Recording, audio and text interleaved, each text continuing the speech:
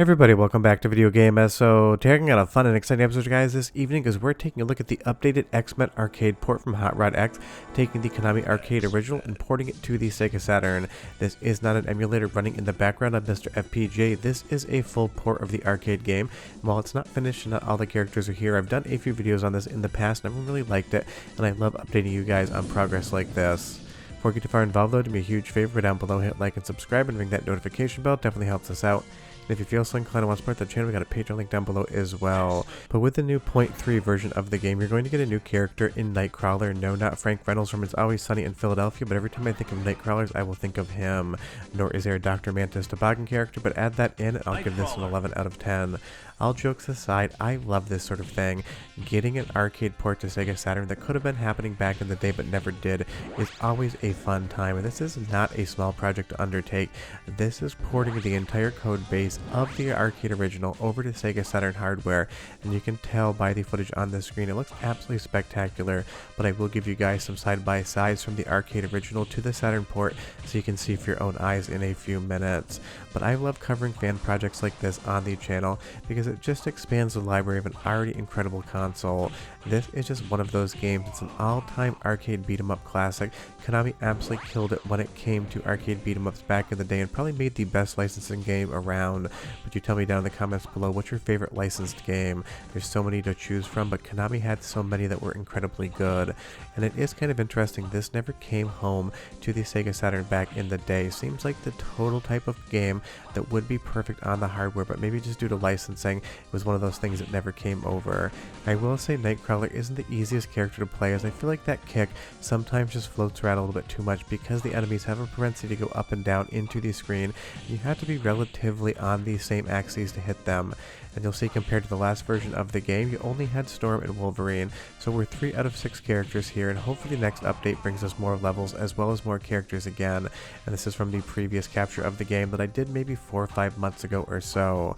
But I love stuff like this. It is not a fun time to port over to the Sega Saturn. It is complicated hardware, and honestly there really isn't any tangible reason to want to have this game on Sega Saturn, except why not? And that's the type of project I love talking about on the channel.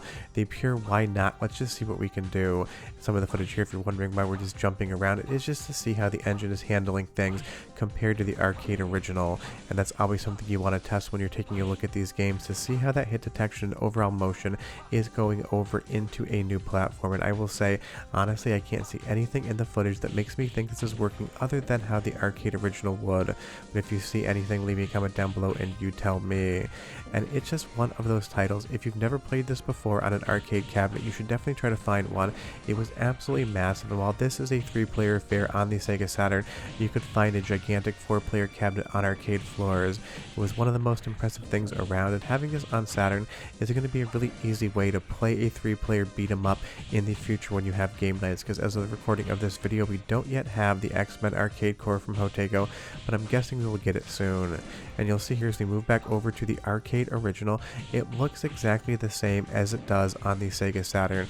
All of the graphics, all of the animations, all of the moveset, everything else is translating over so well, you would be hard pressed to believe you weren't just playing the arcade version on MiSTer, except for the fact that I'm telling you this is the arcade board, and you see that it is the 4-player ROM.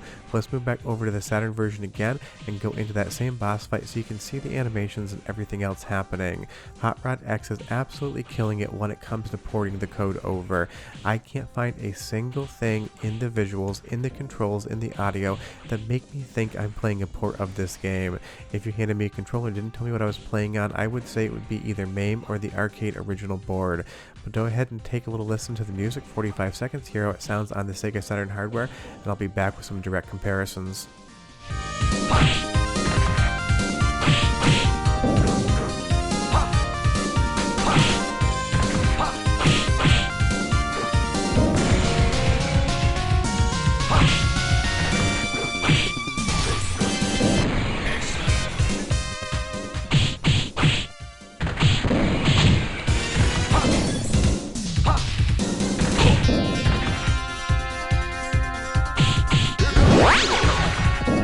Save the world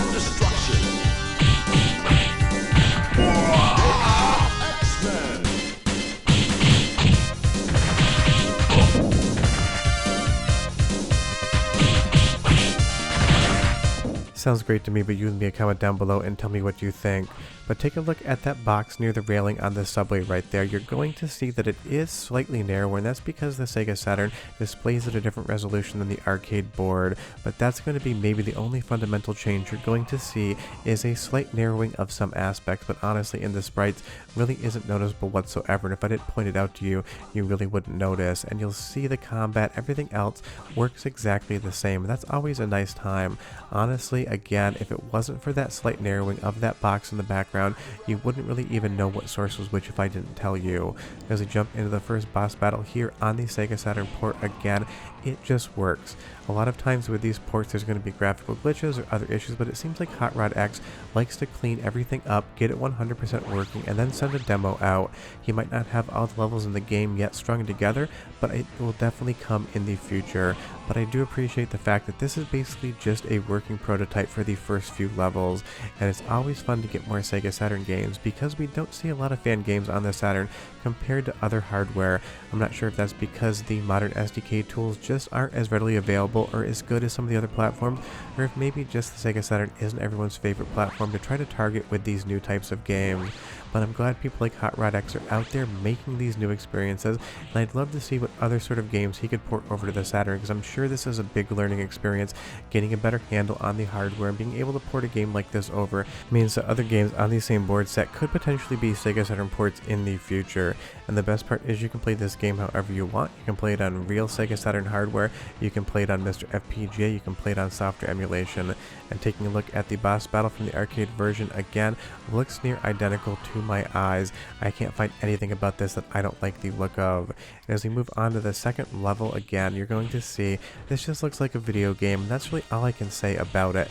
There's two different ways to do these types of prototypes, and you see both on the channel. Sometimes it's going to be the entire game, but it's going to have graphical glitches or other issues, maybe even some freezing problems or sound problems.